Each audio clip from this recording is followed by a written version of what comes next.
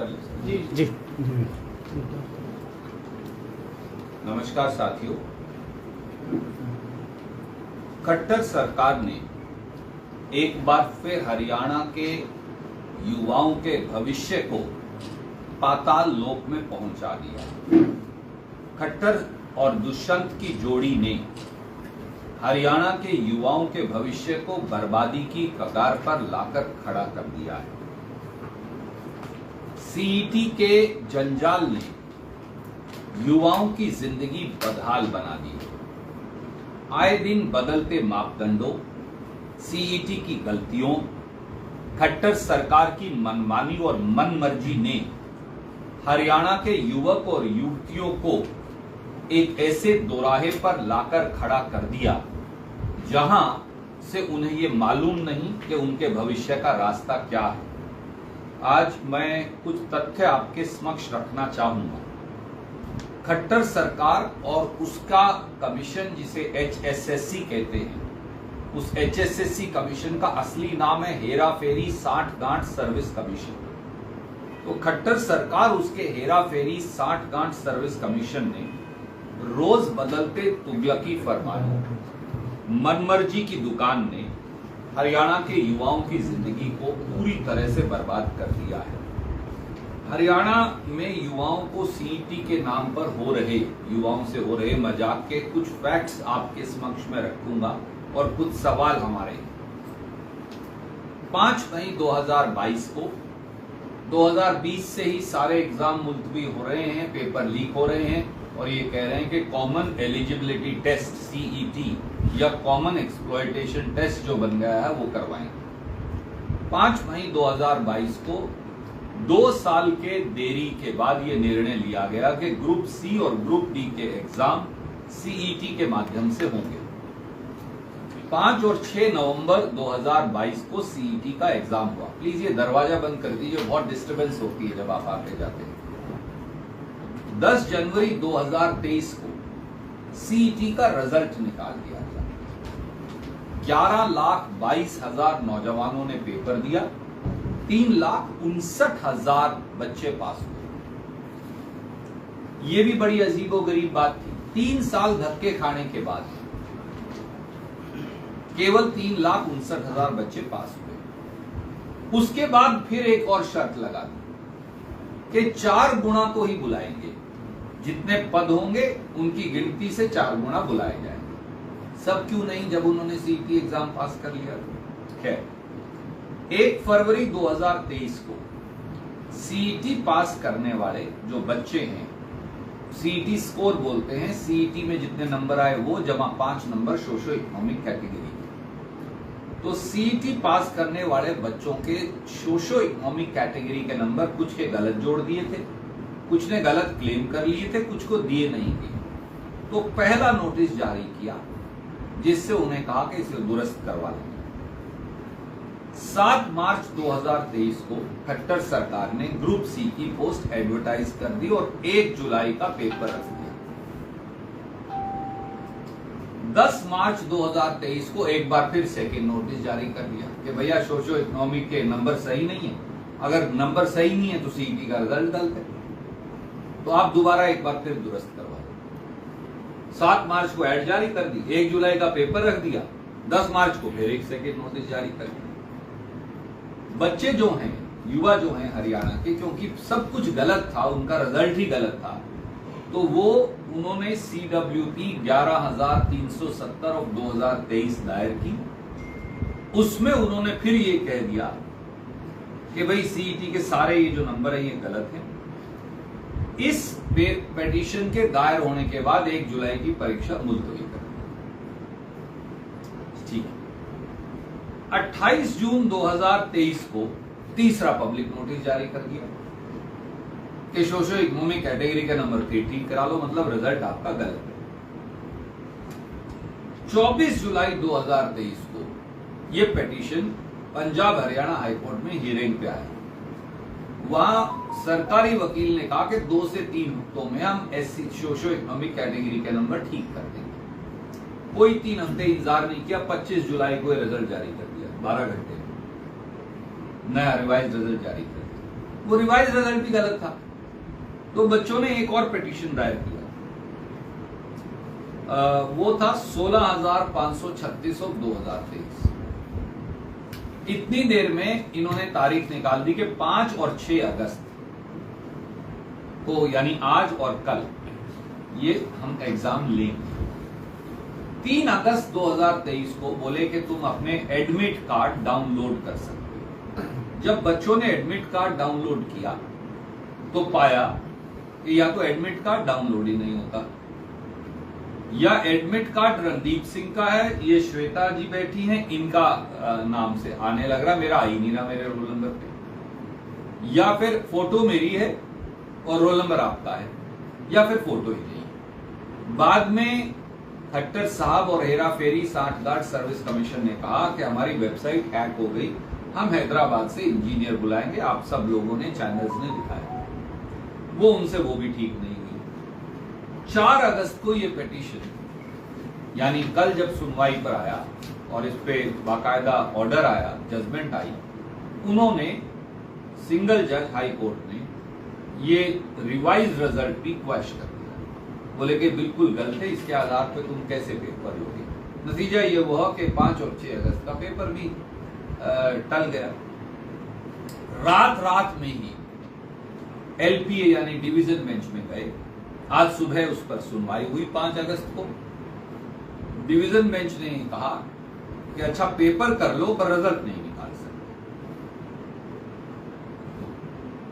अब 12 घंटे के अंदर ही, 24 घंटे के अंदर ही, एक तो रात है तो 12 ही घंटे रह गए, अब सोमवार का पेपर की तारीख फिर निकाल दी। 7 अगस्त को पेपर होगा सीईटी का। बच्चे इस सारे जंजाल में धक्के खा रहे हैं। हमारे सीधे सीधे 5 सवाल हैं। नंबर 1, सीईटी का रिजल्ट ठीक किए बगैर एक और पेपर करवाने की 7 अगस्त को बेवकूफाना हड़बड़ी और जल्दबाजी क्यों है? किस साजिश के तहत युवाओं के भविष्य को अंधकार में धकेला जा रहा है? इसके 2-3 पहलू। सारी खामियां और त्रुटियां दूर किए बगैर सीईटी का पेपर कैसे लिए? सीईटी का पेपर का रिजल्ट कैसे निकाला जा सकता है? और अगर सीईटी का रिजल्ट नहीं है तो मेन पेपर कैसे लिया जा सकता है? नंबर 1, जब अगले पेपर में बैठने का आधार सीईटी स्कोर है, यानी सीईटी के नंबर जमा सोशो इकोनॉमिक कैटेगरी, तो इस स्कोर को आज तक ठीक क्यों नहीं किया गया? 3 नोटिस आप निकाल चुके हैं। पहला नोटिस आपने निकाला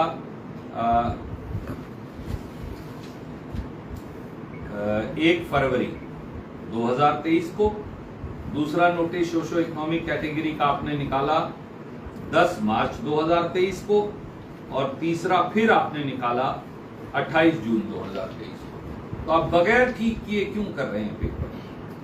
डॉक्यूमेंट, यदि कल को किसी का क्लेम रद्द हो गया, उदाहरण के तौर पे डॉक्यूमेंट वेरिफिकेशन के समय, तो ये कह रहे हैं बाद में रद्द हो जाएगा अगर उसके सही नहीं। तो भैया जब अगर बाद में 25% बच्चों का, 30% बच्चों का सोशो इकोनॉमिक कैटेगरी गलत मिल गया, तो इसका मतलब जो 25% उनकी जगह जायज बच्चों को मौका मिलना चाहिए था, उन्हें तो नहीं मिला। तो इनएलिजिबल को तो आपने एलिजिबल मान के पेपर में बैठा दिया। आप कह रहे हो बाद में उन्हें इनएलिजिबल कर देंगे, ठीक है, तो उन एलिजिबल बच्चों को मौका कौन देगा? तो क्या फिर रिजल्ट इसी ग्राउंड पे फिर क्वॉश नहीं हो जाएगा? स्वाभाविक तौर से। इसी तरह से 4-4 साल से बच्चे बैठे हैं, उनकी जिंदगियां, उनके करियर, उनके भविष्य को खट्टर साहब, दुष्यंत चौटाला दांव पर क्यों लगा रहे हैं? जिनका सीईटी स्कोर कम है उन्हें तो आप पेपर में बैठने का मौका दे रहे, जिनका ज्यादा आप उन्हें पेपर में नहीं बैठने दे रहे। क्यों? नूह, मेवात, गुरुग्राम, पलवल, फरीदाबाद में तनाव का माहौल है। एजुकेशनल इंस्टीट्यूशन बंद पड़े, फरीदाबाद से लेकर गुड़गांव तक और मेवात तक 3 जिलों में हरियाणा के एजुकेशनल इंस्टीट्यूशन बंद पड़े। तो ऐसे में आप पेपर कैसे ले रहे या कैसे ले पाएंगे? तो फिर इन 3 जिलों के बच्चों को इसका मतलब नौकरी लगने का अख्तियार नहीं, इनको सजा दी जाएगी। इसी तरह से सीईटी रिजल्ट खारिज होने से 5 और 6 अगस्त 2023 का जो पेपर होना था उसके स्टे होने के बावजूद भी कल रात 11 और 12 बजे तक बच्चों को इसकी जानकारी नहीं थी। बच्चों को यानी पेपर के 10 घंटे पहले तक पता नहीं था कि पेपर होगा या नहीं। उनके सेंटर 100, 150, 200 किलोमीटर दूर है। वो अपने माँ बाप भाई बहन के साथ वो धक्के खा रहे हैं। जिस समय उन्हें लास्ट मिनट पे, हम सबको मालूम है, एक दिन पहले बच्चे तैयारी करते हैं, रिवाइज करते हैं तो पेपर देते हैं। उस समय वो अखबार की वेबसाइट देख रहे थे, न्यूज चैनल देख रहे थे, इनकी वेबसाइट देख रहे थे। तो बच्चा तैयारी कब करेगा जब उसे यही मालूम नहीं। तो अब आनंद फानन में 7 अगस्त को क्यों करवा रहे हैं खट्टर साहब? क्या हो गया है, ऐसी क्या बला है? नंबर 2, बिना एडमिट कार्ड, कोई एडमिट कार्ड नहीं है 7 अगस्त के पेपर के लिए। बिना एडमिट कार्ड जारी किए एग्जाम कैसे होगा भैया? पिछले वाले तो खत्म हो गए क्योंकि एडमिट कार्ड ही नहीं जारी हुआ आपसे। अब वो ये कह रहे हैं कि बच्चा अपनी आइडेंटिटी ले आए, या कोई पुराना एडमिट कार्ड है तो वो ले आए, बैठ जाए। तो पेपर सोल्वर गैंगों को तो फिर छुट्टी मिल गई कि कोई बच्चा है किसी और को बिठाओ, नकल मरवाओ, पूरे रिजल्ट में धांधली करवाओ। ऐसी क्या आफत आई हुई है खट्टर साहब, दुष्यंत चौटाला जी, कि आप एडमिट कार्ड विद फोटो जारी नहीं कर रहे और आप और आपका हेरा फेरी 60 गांठ सर्विस कमीशन जो है वो कह रहा नहीं मैं तो 12 घंटे में ही पेपर दूंगा दोबारा। तो जो ट्रॉमा बच्चों को, जो मानसिक तनाव में से जो बच्चे गुजरे हैं, वो तैयारी करके पेपर देंगे कैसे? और बगैर एडमिट कार्ड आप कैसे जारी कर सकते हो? तीसरा, जब सीईटी का रिजल्ट पूरी तरह से गलत है तो उस रिजल्ट के आधार पर नया पेपर लेने का औचित्य क्या है? एक तो था सोशो इकोनॉमिक कैटेगरी, 2 कैटेगरी में और गड़बड़ है, मैं आपको बताता हूं। सीईटी का जो रिजल्ट निकाला इन्होंने रिवाइज 28 जून को, उसमें ईएसएम की एक कैटेगरी बना दी। क्या मनोहर लाल खट्टर साहब और दुष्यंत चौटाला और हेरा फेरी 60 गांठ सर्विस कमीशन नहीं जानता कि ईएसएम में 4 कैटेगरी होती है? उनकी प्रेफरेंस है कैटेगरी ग्रेड 1, ग्रेड 2, 3, 4। सबसे पहली कैटेगरी है ईएसएम यानी एक्स सर्विसमैन। उसके बाद प्रेफरेंस मिलेगी डिपेंडेंट ऑफ एक्स सर्विसमैन। उसके बाद मिलेगी डिसेबल्ड ईएसएम, फिर मिलेगी डीएफएफ। इनको आप एक कैटेगरी में कैसे डाल सकते हो? फिर आपने फिर कहेंगे कि सीईटी के रिजल्ट में गड़बड़। इसी तरह से जो हैंडीकैप्ड हैं, क्या उन्हें मालूम है कि पहली प्राथमिकता हमेशा डिसेबल्ड एक्स सर्विसमैन फिर ईएसएम को मिलती है, और दूसरी प्राथमिकता डिपेंडेंट ऑफ डिसेबल्ड ईएसएम को मिलती है, तीसरी ईएसएम को मिलती है, चौथी डिपेंडेंट ऑफ ईएसएम को मिलती है, और आखिरी डीएफएफ। सॉरी, ये इस तरह से मैं प्रेस रिलीज में आपके लिए लिख दिया। इसी तरह से जो दिव्यांग है उसमें विकलांग / दिव्यांग लिखकर और आपने जारी कर दी कट ऑफ वगैरह। अब एचएसएससी को पता होना चाहिए, खट्टर साहब को पता होना चाहिए, सरकार के सर्कुलर के मुताबिक दिव्यांगों की अलग अलग श्रेणियां हैं, जैसे ortho handicapped, visual handicapped, hearing handicapped इत्यादि। इनका आपको सेपरेटली जारी करना चाहिए कट ऑफ। आप कर नहीं रहे, फिर आप कहेंगे कि एग्जाम में गड़बड़ है, कोई हाई कोर्ट जाएगा तो ये क्वॉश हो जाएगा। तो 10 इनका टोटल ये कि नौकरियां लगेगी कैसे, मेरा ये सवाल है। आपका नौकरियां ना लगाना आपकी साजिश है। और चौथा सवाल, सीईटी पास हुए 3,59,000 बच्चे, 3,29,000 बच्चों को बुला ही नहीं रहे।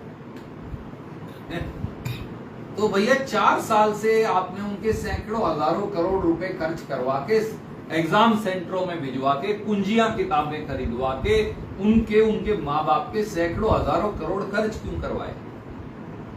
4 गुना बुलाने से तो आप नॉर्मल में बुला लेते, वो तो वैसे ही बुला सकते हो आप, 4, 6, 8, 10 गुना तक बुला सकते हैं। और पूरी दुनिया में, हिंदुस्तान में, राजस्थान में 18 गुना बुलाते हैं, यूपी में लगभग 14 या 16 गुना बुलाते हैं। भारत सरकार में हालांकि पैरेलल एग्जाम नहीं है, अब भारत सरकार में भी 12 से 16 गुना बुलाते हैं, आप 4 गुना पे क्यों अटके हो? तो 3,59,000 में से 3,29,000 बच्चों को आपने निकाल कर बाहर फेंक दिया। ये बच्चे कहां जाएंगे? फिर आपने सीईटी का एग्जाम क्यों लिया? सबको एलिजिबल करो, क्यों नहीं करते आप? कुछ और बच्चों का एग्जाम लेना पड़ेगा, यही हो सकता है। कुछ एग्जाम में से बाहर हो जाएंगे, कुछ उसके बाद इंटरव्यू से बाहर हो जाएंगे। मौका तो दो किसी को, उसका गुण दोष फर्क नहीं आता। सच्चाई ये है साथियों कि जिस तरह के ब्लंडर जानबूझकर खट्टर सरकार, श्री मनोहर लाल खट्टर और श्रीमान दुष्यंत चौटाला और उनका हेरा फेरी 60-गांठ सर्विस कमीशन HSSC कर रहा है, ये 10 साल में भी नौकरियां नहीं लग सकती। इनका लक्ष्य ही है, बच्चों को घुमाते रहो, घुमाते रहो, घुमाते रहो, घुमाते रहो, घुमाते रहो, थक जाएंगे।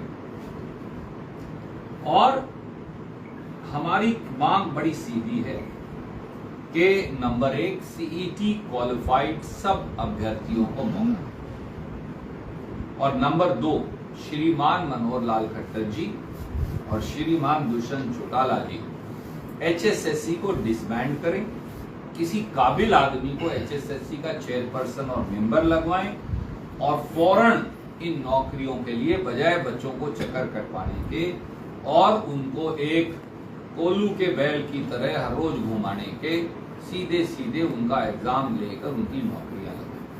कोई प्रश्न आप पूछना चाहें तो स्वागत। ये तो क्लियर है जी कि नौकरियां नहीं लगेंगी जो चल रहा है।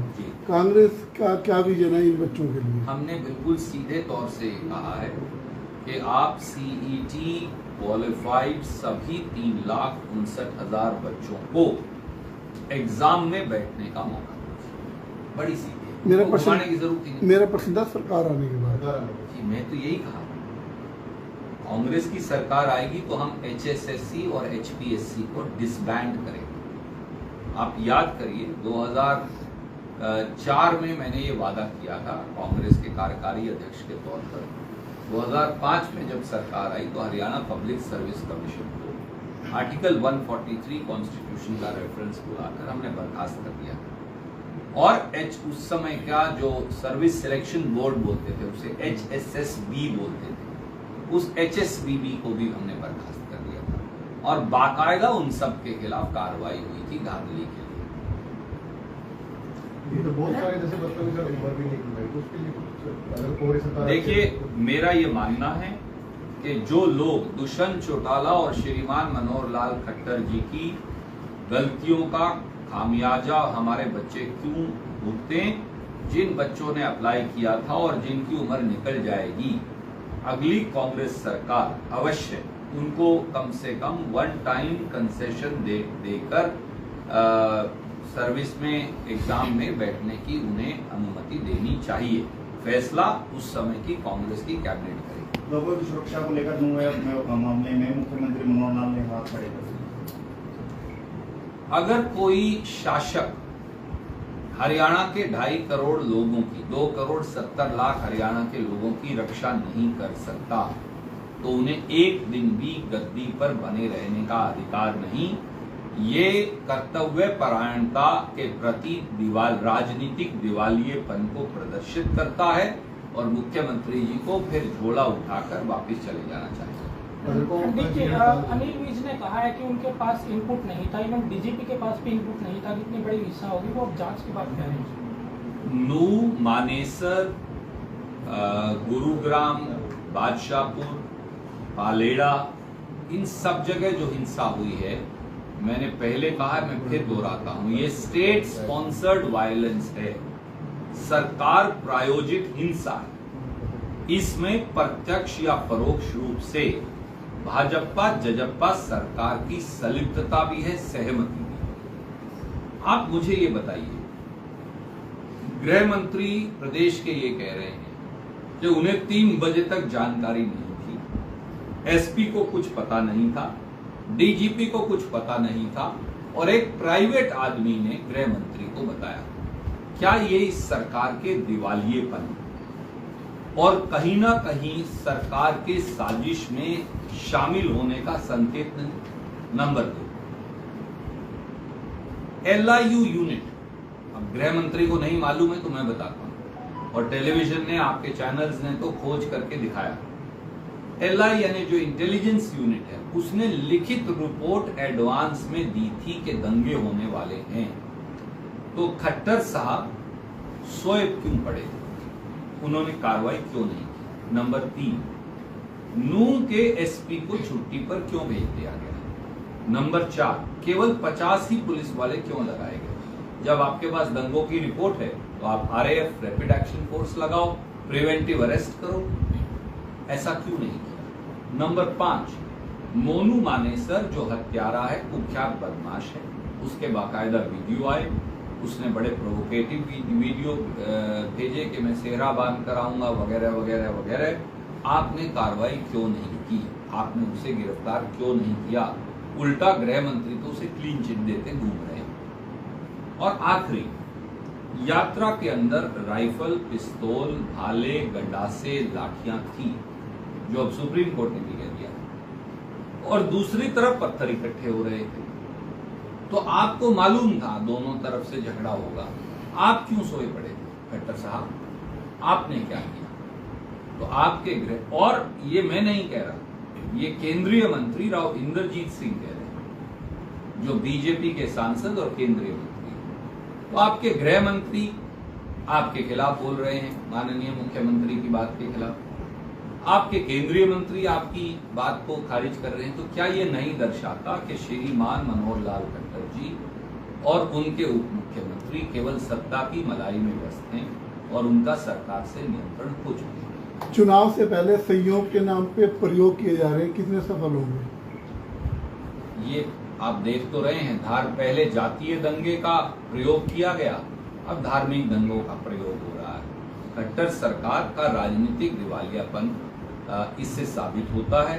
लोग इस बार हरियाणा के मन बना चुके हैं, वो हरियाणा में कांग्रेस पार्टी को 80 से अधिक सीट देने वाले हैं, और वो इस प्रकार के किसी षड्यंत्र से विचलित नहीं होने वाले। राहुल